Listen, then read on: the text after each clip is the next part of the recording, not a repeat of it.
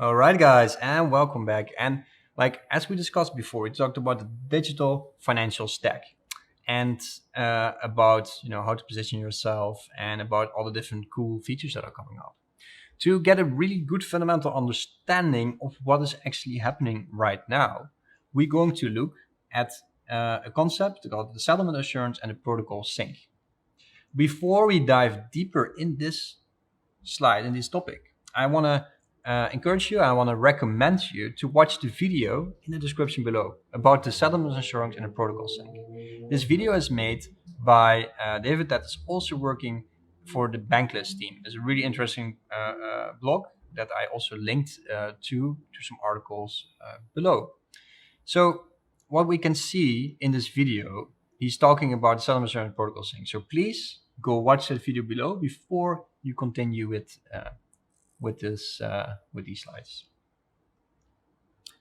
All right, so I assumed you watched the video now. We're going to now talk about the highlighted sections that also have like a connection to the DeFi ecosystem, right?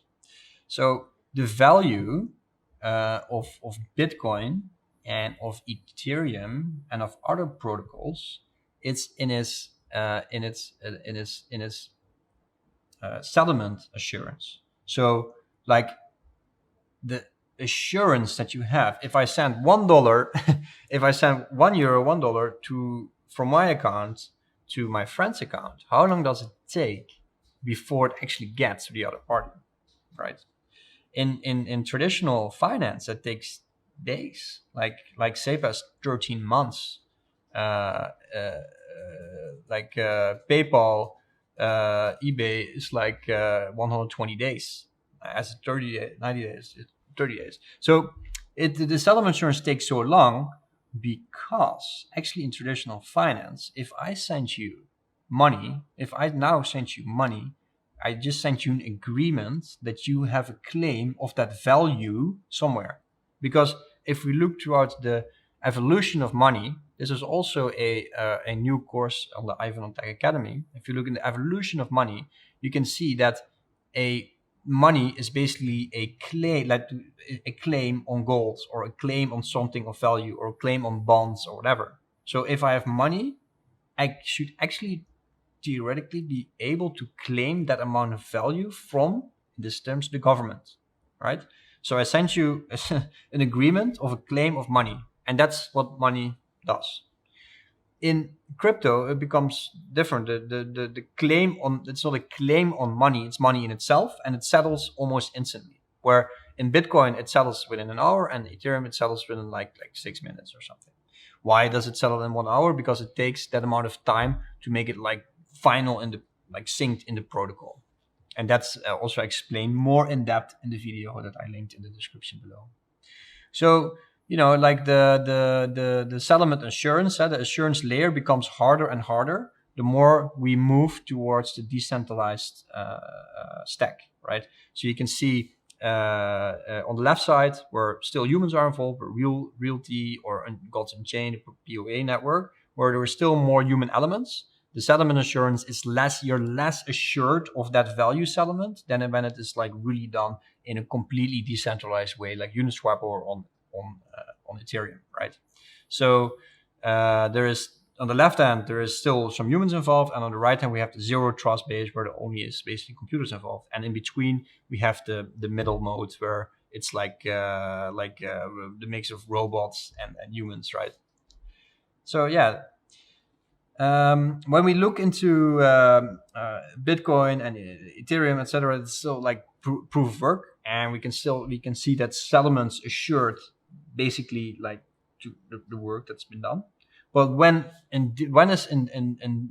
how do we determine the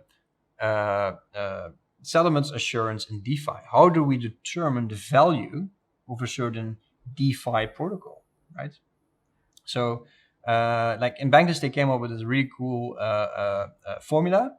Basically says like how do we measure it? It's basically how do we measure the DeFi economic weight? So how do we measure the value in the DeFi protocol? It's basically time value locked, right? So the value in the contract times the time in the contract is equal to time value locked, right?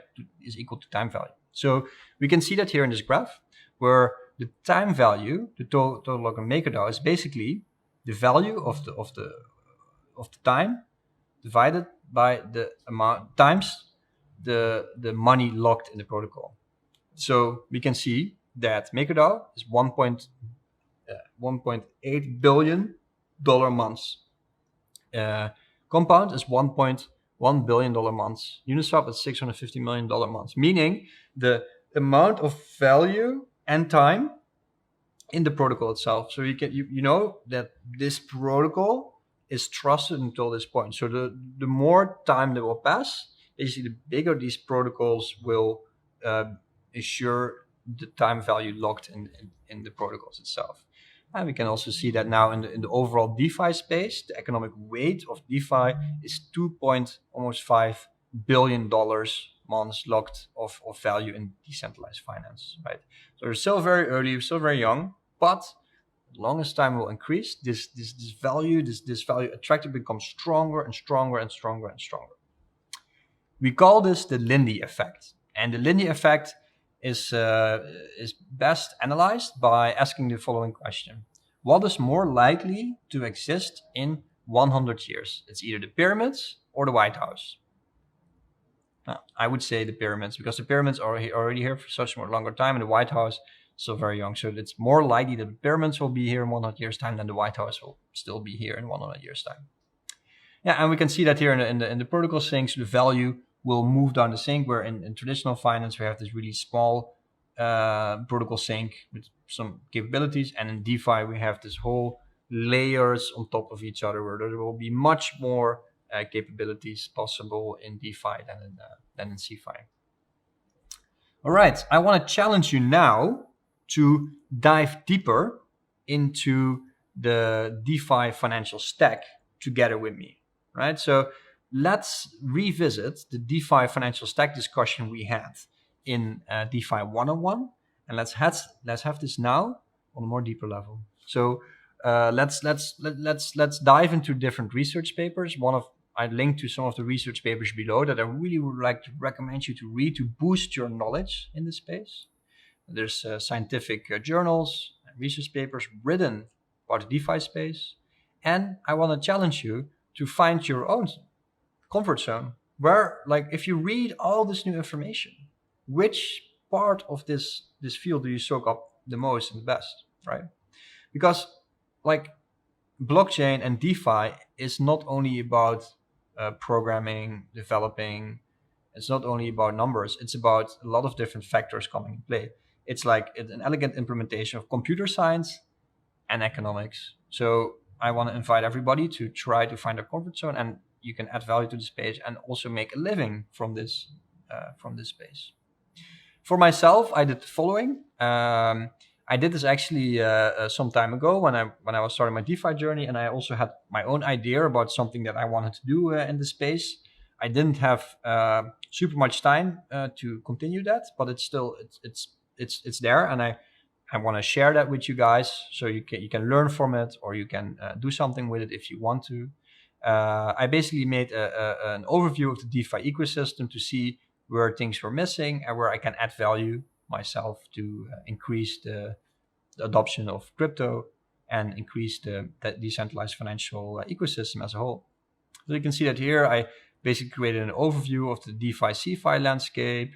I looked into all the different stacks, and basically at the end, you can read this paper by yourself, at the end I come to the conclusion that we need a CeFi bridge. We need a bridge that bridges centralized finance and decentralized finance more together, where we get a bridge of like real world assets getting connected onto a blockchain. That is what is missing today, and that is what we need. And there are different solutions for that. So I came up with a solution to tokenize assets, maybe on Deribit or on other assets, and tokenize them, and I'm bringing to the blockchain. I'm working on a demo for that, and I want to challenge you guys also to read research and to find something you want to do in the space yourself and share that on the forum. So go now to your assignment and discussion and share something that you want to build in the decentralized financial stack. and share your ideas, and let's discuss it together, and let's build together. All right, guys, I see you on the forum, and I see you in the next video. Thank you.